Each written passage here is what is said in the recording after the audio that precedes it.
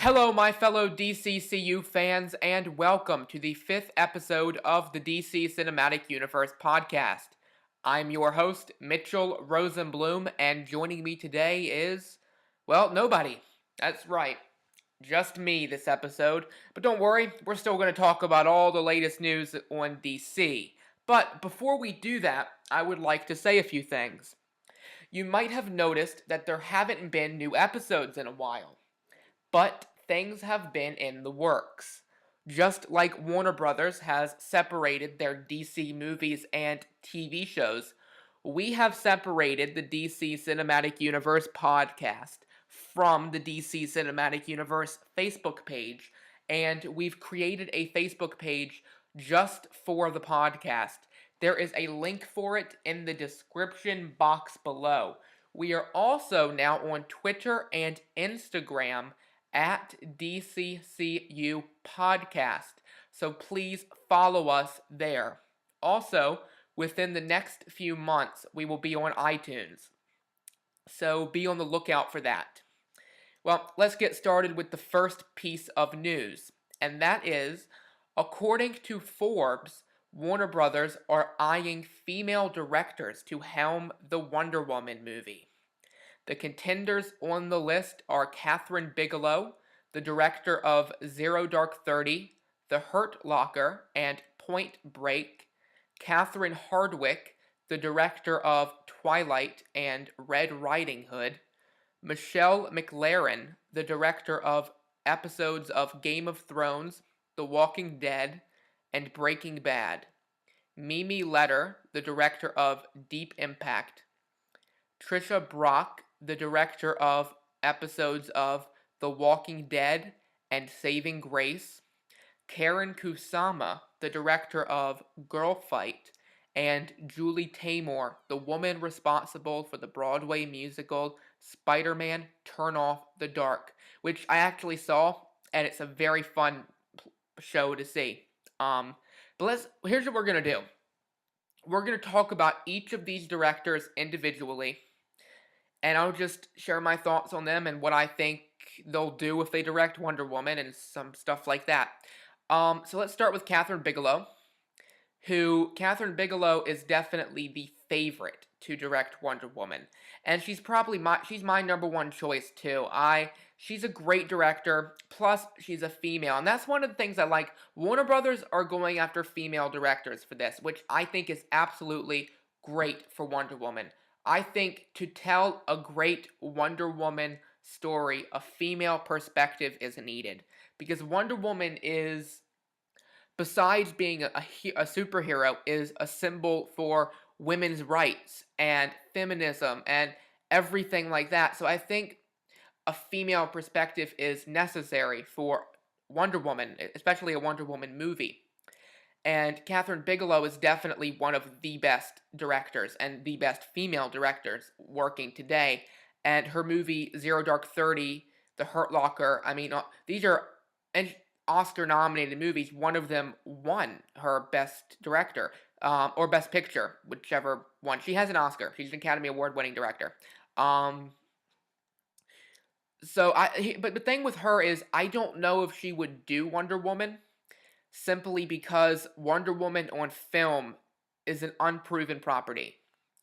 So with Wonder Woman, everybody knows who Wonder Woman is, but she's never had her movie, so no one knows how that's going to turn out.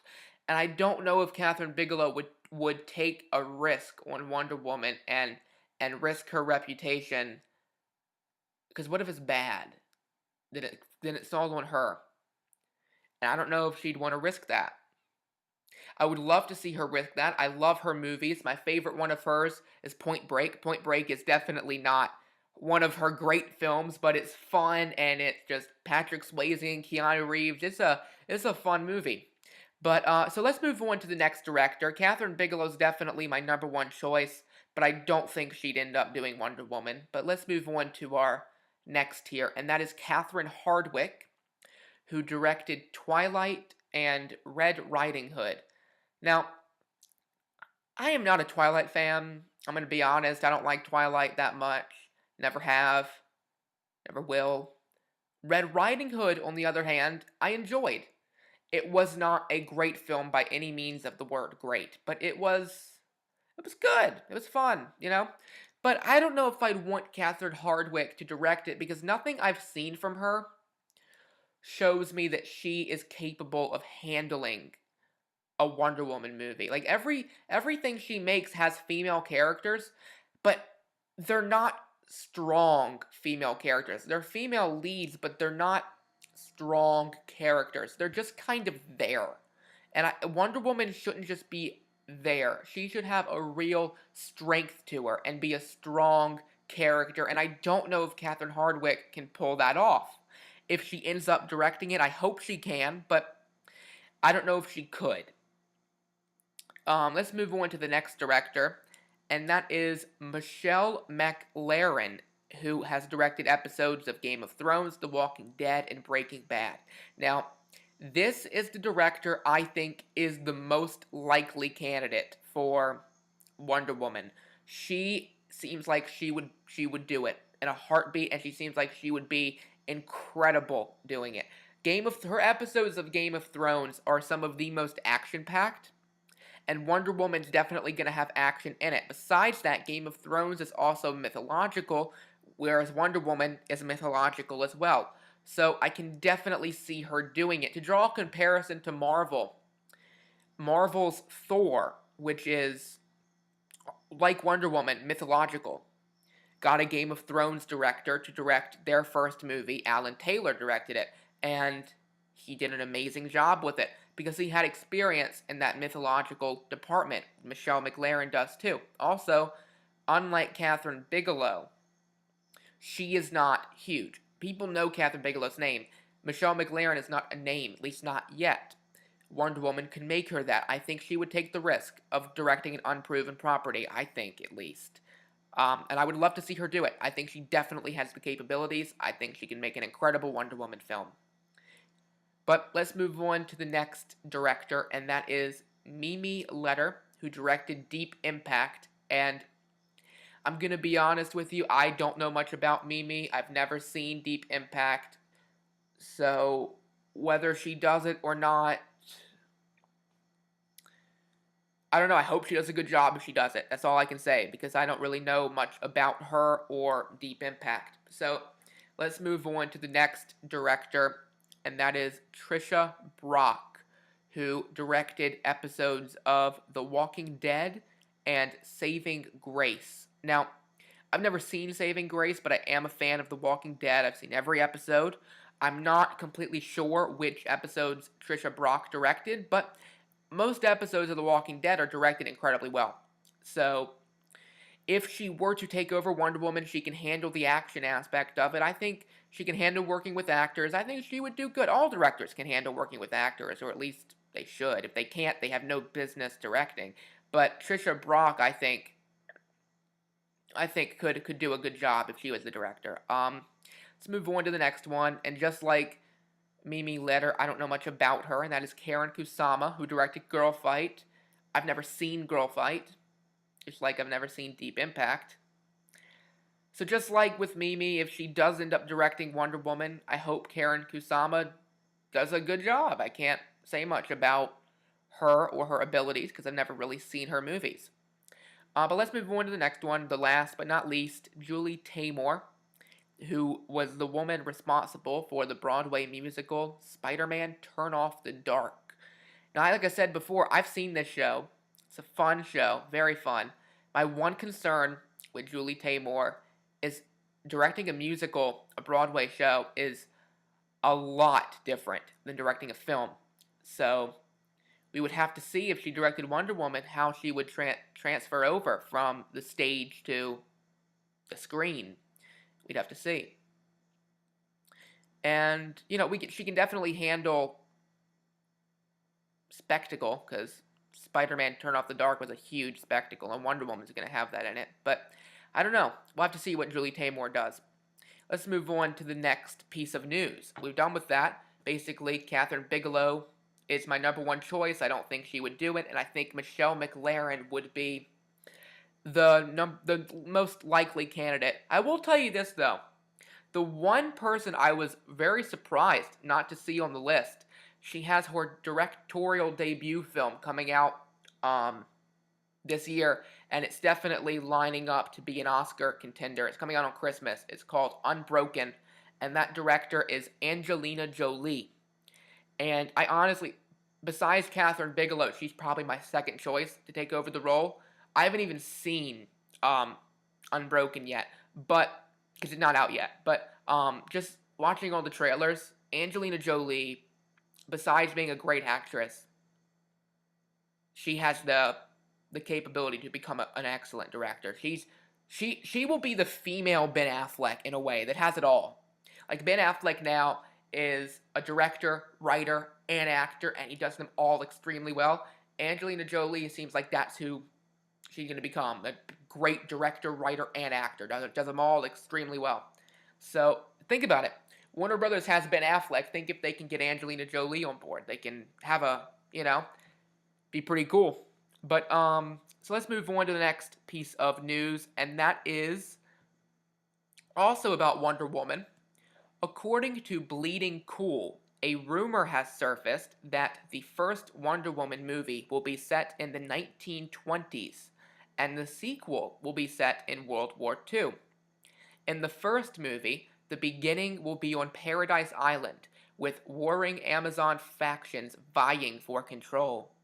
An arrival of a man on the island changes that status quo as he asks the Amazons for help.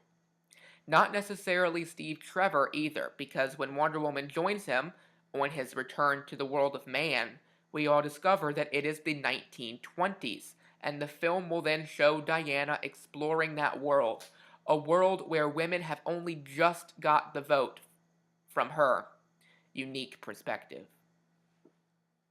Now, I really like this. If this report is true, the Wonder Woman movies that are going to be incredible. If this is true, this is going to be a great story. And the reason I say that is because besides being a superhero, besides being a symbol for heroism, Wonder Woman is a symbol for women's rights. Like, and in the 1920s, women didn't have many rights. And I think for Wonder Woman to see that and for Wonder Woman to fight for women's rights in that movie would be just incredible. That's really going to her core of her character, and I think a first movie about her character should do that, to really go to the core of the character in order for the audience to understand what Wonder Woman stands for. And I think that would be interesting to see her in the 1920s, and the sequel to be set in World War II, and I assume if they do a third movie, which why wouldn't they, it'll be set in the modern day. That would be fun to work your way up like that. I have two concerns with it. My first concern is Steve Trevor. Where is he placed in the timeline? Is he the man in the 1920s, or is he during World War II, or is he in the modern day?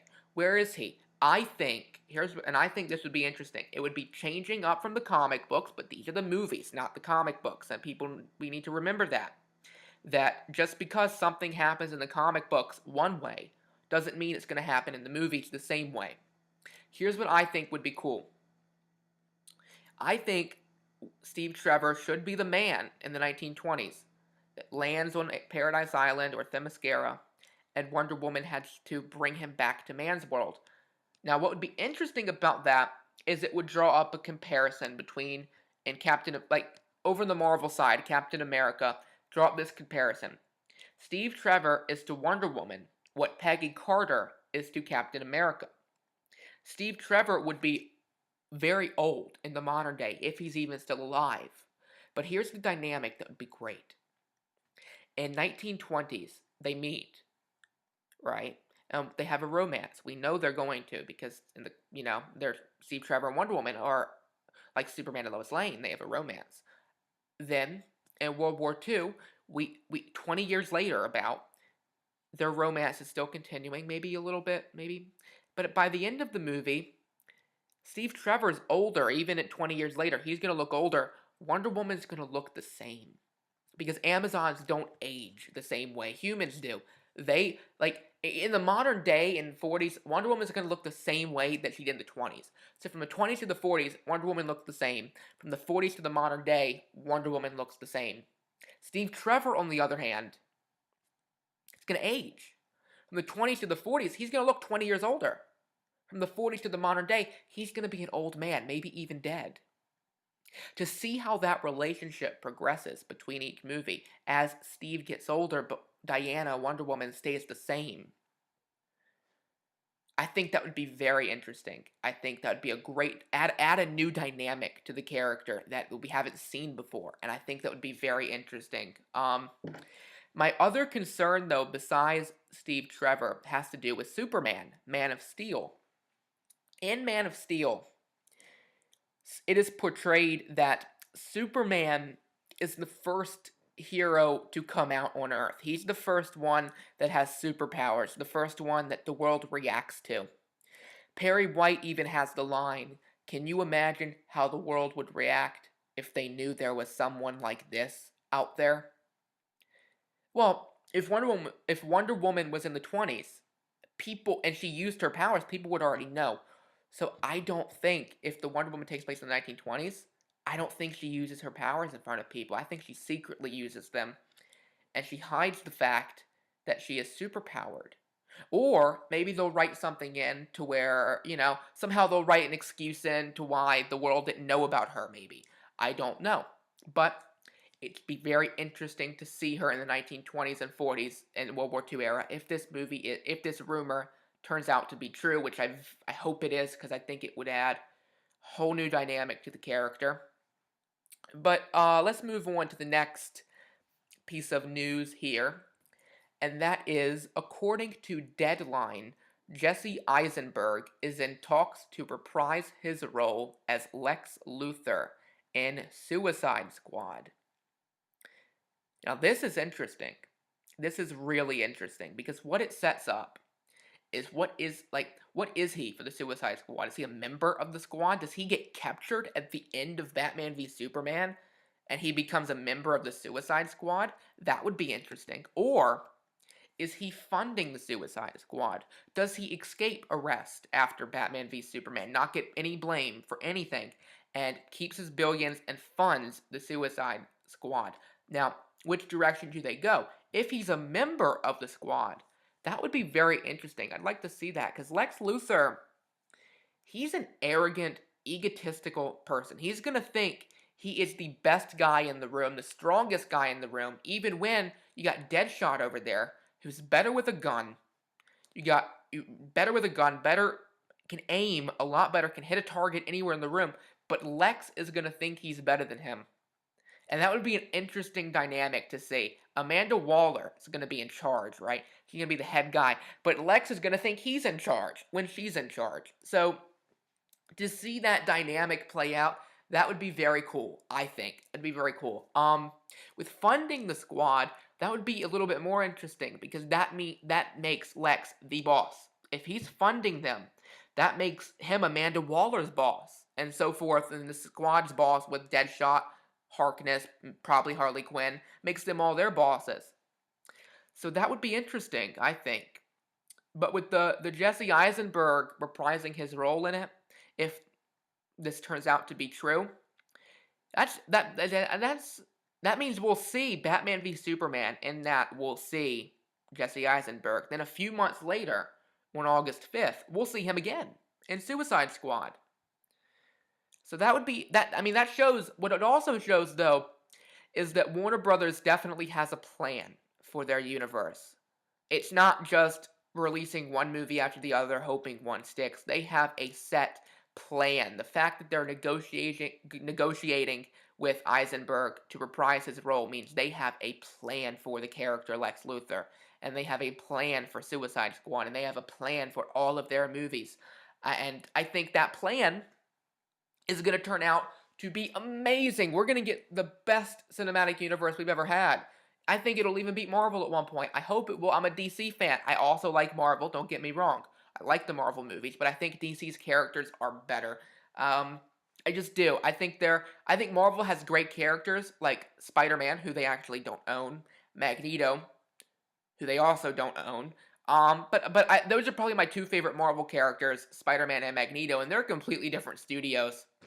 So, yeah, yeah, that's kind of funny. But Warner Brothers owns all their characters. Not to brag, but it's true. But no, I mean I don't mean to make anybody mad. I'm just joking around here. I do like Marvel. I'm just joking around a bit. But so yeah, I think Jesse Eisenberg reprising his role would be very interesting. Very cool. Um, let's move on to the next piece of news here, and the next piece of news is a set photo from Batman v Superman: Dawn of Justice. Shows the Wayne grave. Will Ben Affleck's Bruce Wayne visit his parents in Batman v Superman? I mean, it makes sense. We're going to see something about his parents, whether it be a portrait in Wayne Manor or the grave. But we got to see something. Why would he forget about his parents? I mean, the whole reason he became Batman. But it'd be interesting to see if he does visit his parents' grave, which is definitely an iconic scene from a lot of Batman novels have this. If he does visit his parents, I think it would be interesting if he's visited his parents before at that gravesite and he just talks to them. He just talks and he tells them his troubles and all of that. But what if, like, see the Joker escapes from Arkham? He could go to his parents and just talk it out. Because even though his parents are dead, he feels that if he just talks to them, he can find a solution. I think that'd be interesting. Say, Mom, Dad, the Joker escaped, I don't know what to do. Talk about it some. Picture them talking back in your head like not a crazy person, but, whatever you want to call it. And this time, in Batman v Superman, he could go there and say, Mom, Dad, there's this superpowered being in the sky. He can fly, he can shoot lasers from his eyes, and I don't know what to do. There's this guy underwater. He talks to fish, and he's the king of Atlantis. And I don't know what to do. And there's this Amazon woman, and she can fight, and she's superpowered, and she has these silver bracelets. I don't know what to do. Our world is changing, and I'm just a man, type of thing, And I think talking it out at that gravesite would be an interesting scene and show us the dynamic of Bruce and how he figures things out.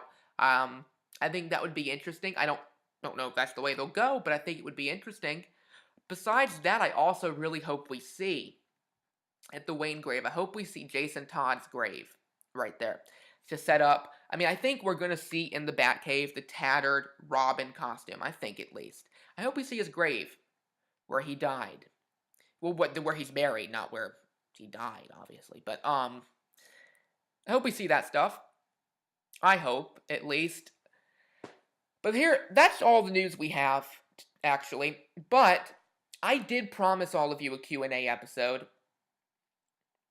And god damn it, I'm going to give it to you. But before I do that, I want to explain something. Here we go. Promised you an announcement as well. But you thought the Instagram and iTunes and Twitter stuff was the announcement, but it's not. This is the announcement. So, just like Warner Brothers announced their slate of DC Comics movies, I'm announcing a slate for the podcast. Here's what we're going to do. At the beginning of every month, there's going to be a new episode. This is episode 5 in the beginning of November. And at the end of every month, there's going to be a Q&A special. At the end of November, there will be Q&A special number 1. So here's how it's going to go. Beginning of November, episode 5. End of November, Q&A special number 1. Beginning of December, episode 6. End of December, Q&A special number 2. And so on and so forth until, I don't know, we can't do it anymore. But that's what we're going to do. That's how it's going to be. And probably when each movie comes out, Batman v Superman in 2016, Suicide Squad 2016, Wonder Woman 2017, so on and so forth, we'll do reviews as well, probably, most likely. So, that's our slate. That's what we're going to do. I hope you'll all listen to it. But without further ado, let's get to some questions. And these are questions that people asked, thinking it would be on the Q&A special, but actually is going to be here because I decided to do the Q&A special at the end of November and go forward with this slate. But let's go with the questions. And the first question is from, and if I mispronounce your names, I apologize. But the first question is from Takai Al, and he asks, did the Age of Ultron trailer force DC's hand to release a Batman v Superman teaser trailer rumored in a few months? A lot of fans never give DC a chance because it's not Marvel. Anything they do will have a not Marvel feel. What are your thoughts? Well, first off, thank you for the question, Takai. And if you don't know what he's talking about, Batman on Film reported that the first trailer for Batman v Superman Dawn of Justice will be released in a few months, and it will focus on Ben Affleck as Batman. A few days later, IMAX tweeted on their official Twitter, "Here's another good reason to see The Hobbit in theaters. A teaser for Batman v Superman." They deleted the tweet a few hours later. So, there's two things here. IMAX either could have been wrong, or they might have not had permission to make that tweet. Warner Brothers could have called them and said, "Hey, we didn't want that to come out yet. Take it down." I'm hoping it's the second one. I'm hoping they didn't have permission to make the tweet because I really want to see a trailer. I realize the movie's a little bit like 2 years away, but I want to see it. And speaking of 2 years away, it's not really 2 years away. It's about one year and 5 months. Now, people are saying that's too early to release a teaser trailer. But let's look at stuff here. The first Man of Steel teaser trailer was released 1 year before the movie opened in theaters. 1 year.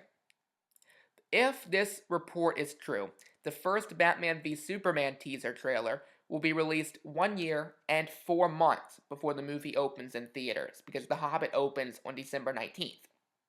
So that's 1 year and 4 months. That's a 4-month difference. That's not that much. I don't think it's too early to start the hype train. Chugga, chugga, chugga, chugga, hype train. Chugga, chugga, chugga, chugga, hype train.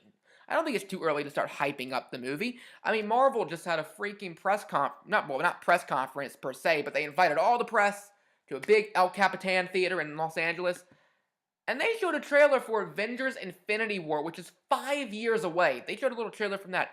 Didn't have any footage from that movie, but didn't have any new footage. It was just a teaser with recycled some old footage, but it's still 5 years away. This movie's 1 year and 5 months away.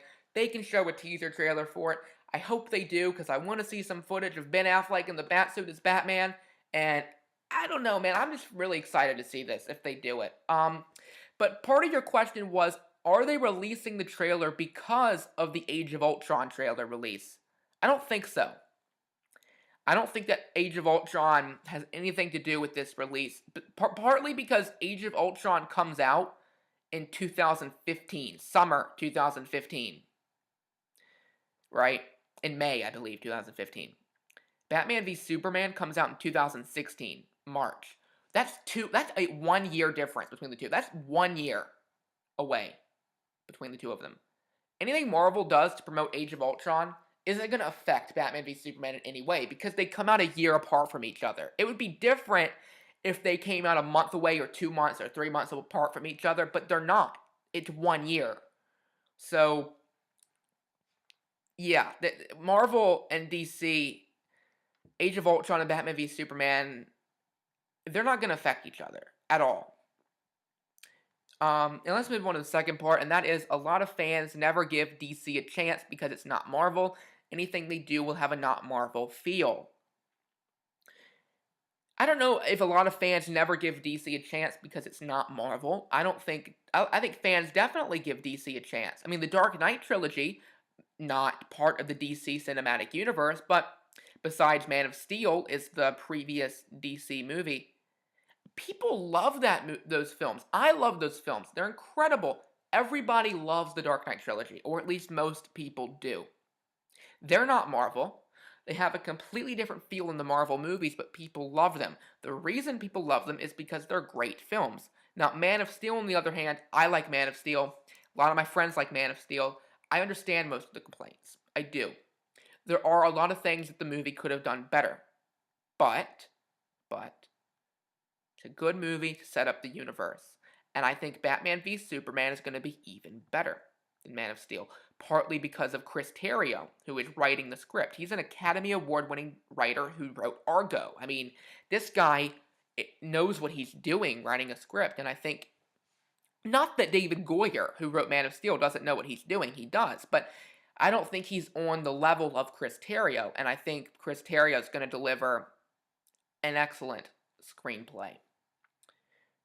And I think anything they will do will have a not Marvel feel. That's not a bad thing. I think that's a very good thing. I don't want them to have a Marvel feel. I like the Marvel movies, sure, but DC and Marvel have always been different. If they were the same, what's the point? What's the point of having both universes if they're both the same thing? They shouldn't both be the same thing. They should feel different. DC has always been a little bit darker than Marvel, and that's not a bad thing. It's a good thing. You need some people to be dark, and you need some to be light. So they give you the best of both. With Marvel, you can go and you can enjoy, you can have fun with a big popcorn flick. With DC, you go in, you still have fun with the popcorn flick, but you come out thinking about the dynamics of humanity, the symbolism that was in the movie, and everything like that. And I think those are the difference between the two. The only Marvel movie I really walked out and thought, what did I just watch, and processed it, is The Winter Soldier, which I still think, till this day, is the #1 Marvel movie. I think it's the best one Marvel Studios has ever made. And I think it's the best one they will make, probably, unless they top it, which is going to be very hard, and I look forward to seeing if they do. But yeah, so that's it for that question. Let's move on to the next question, and that comes from Michael Scott. And he asks, will all these movies be following the comic book, loosely based off the comic books, or original storylines? I think all three. I think some movies will be loosely based off comic books, some will follow them, and some will be completely original. We already know Batman v Superman is going to be loosely based off The Dark Knight Returns. Very loosely. Very. It's not an adaptation. It's merely inspired by it. Ben Affleck's Batman costume is Frank Miller's Batman costume in The Dark Knight Returns. That's the costume. The logo is a bit different, but the costume's the same. Besides that, Carrie Kelly is also rumored to appear in Batman v Superman. We didn't talk about this on this episode because this is a while back, but Jenna Malone is rumored to play Carrie Kelly in this movie.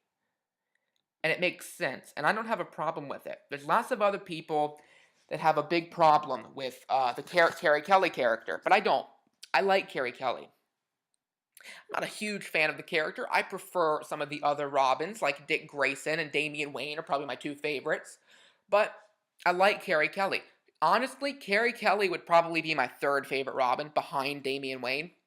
Because she's different and she's unique. There's not another Robin like her in terms of her character and who she is and what she could do and all that stuff. Now, with Jenna Malone playing the role, here's how this came about.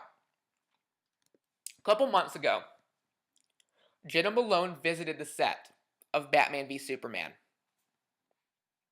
She was seen with Zack Snyder and they were talking. Now, her and Snyder are friends. They work together on Sucker Punch.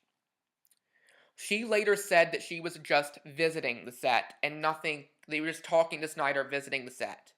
Just visiting, nothing else. Then, she posted a photo on Instagram of herself with red hair. Now, as we all know, Carrie Kelly has red hair. Now, that might not seem like a big deal, her big red hair and being on set. That could be coincidence. But then the Hollywood Reporter, very reliable site, very reliable, almost always right, reported that Jenna Malone will have a role in the movie. Didn't say what she was, but said she will have a role in the movie, in Batman v Superman. The fact that she dyed her hair, the fact that she has a very good working relationship with Zack Snyder, I think she is playing Carrie Kelly. And one of the things that supports that is the fact that this is loosely based off The Dark Knight Returns, influenced by it, not an adaptation. And Carrie Kelly is introduced as Robin in that. Now, the thing that people are upset by, if we see Carrie Kelly, where's Dick Grayson? Where's Jason Todd? Where's Tim Drake? Where's Damian Wayne? Where are they? Here's what I think. Batman has been Batman in this for a while. Ben Affleck's Batman is in his mid-40s. He would have already had Dick Grayson as Robin. Dick Grayson would have already moved on to be Nightwing. Jason Todd would have died. Carrie Kelly is now Robin. I don't think Tim Drake is there. I don't think Damian Wayne is there. That pains me to say because I like Damian Wayne, but I don't think he's there. It's possible he could be introduced later if Ra's al Ghul and Talia are in this universe, and it's definitely possible. It's even possible Tim Drake could be introduced later. In this timeline, I think Dick Grayson is the first Robin. Jason Todd is the second Robin. And Carrie Kelly is the third Robin. That's what I think happens. And that's honestly, I would be more than happy with that. I honestly love that. I think that's great if they go that route. Besides, going back to the main question though, which we kind of got off track from, is if they are following the comic books loosely based to original stories. Now, one other thing we know about that they are following the comic books with is Wonder Woman's origin. It has been said by Charles Roven, I think, said it, and he's a producer on Batman v Superman. Wonder Woman is in fact the daughter of Zeus. She is a demigod, and that explains her powers. Great. That's the New 52 origin, which was established in 2011. Straight from the comic books, onto the movies. Bam. There you go. So that's another thing they're doing from the comic books. And Man of Steel even. A lot of influence from the comics. An original story, sure, but it drew inspiration from All-Star Superman, Superman Birthright, John Byrne's Man of Steel, Superman Earth 1. All these inspirations were drawn from to make that movie. The same thing with all the rest of the movies. They'll take inspiration, they'll follow the comic books, or they'll create their own original story. Either way, they're doing all three. So the answer to that question is all three. Right. Let's move on to the next question, which comes from Roger Moreno. And he asks, how much creative input do you think Ben Affleck will have on BVS and JL? BVS being Batman v Superman and JL being Justice League. Him being a comic book fan, director, and having ties to comic book culture via Kevin Smith. I think he already has creative input. I think that's one of the reasons Warner Brothers hired him. When Warner Brothers hired Ben Affleck to be Batman, they did not just hire an actor. They hired a director, actor, and writer. All three. And damn right they're going to use them for all three. Absolutely.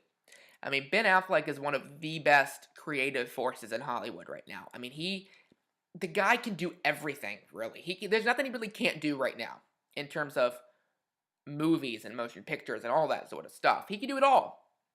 And I think his influence is already felt on the universe. Absolutely. Especially with Chris Terrio, who is the writer of Batman v Superman and Justice League Part 1. Chris Terrio wrote Argo, which Ben Affleck directed and starred in. Yeah, he's the reason Chris Terrio came on board, absolutely. Because Argo, when Ben Affleck was cast, a couple weeks later, Chris Terrio is the writer. And that's the thing. Ben Affleck brought his writer on board when he was Batman and said, this guy's going to write the script. Warner Brothers said, okay, and then he wrote the script. And now he's writing Justice League. Now, another way Ben Affleck has influenced the universe is Scoot McNairy, who is going to be in Batman v Superman. Scoot McNairy was in Argo, as well as Gone Girl with Ben Affleck. I guarantee you Scoot McNairy was cast because of Ben Affleck. Ben Affleck told Warner Brothers, I like this Scoot McNairy fella. I want him in the movie. Warner Brothers said, okay. I mean, Ben Affleck is Warner Brothers' golden boy. What are they going to say? No. I think they're going to say yes to just about everything he says because they trust him. He won them an Best Picture with Argo. That's part of the reason they hired him. They like him. There you go. They're going to trust him. A lot of things. I guarantee you Ben Affleck will direct his own Batman movie. He'll direct and star in it. And Chris Terrio will probably write it.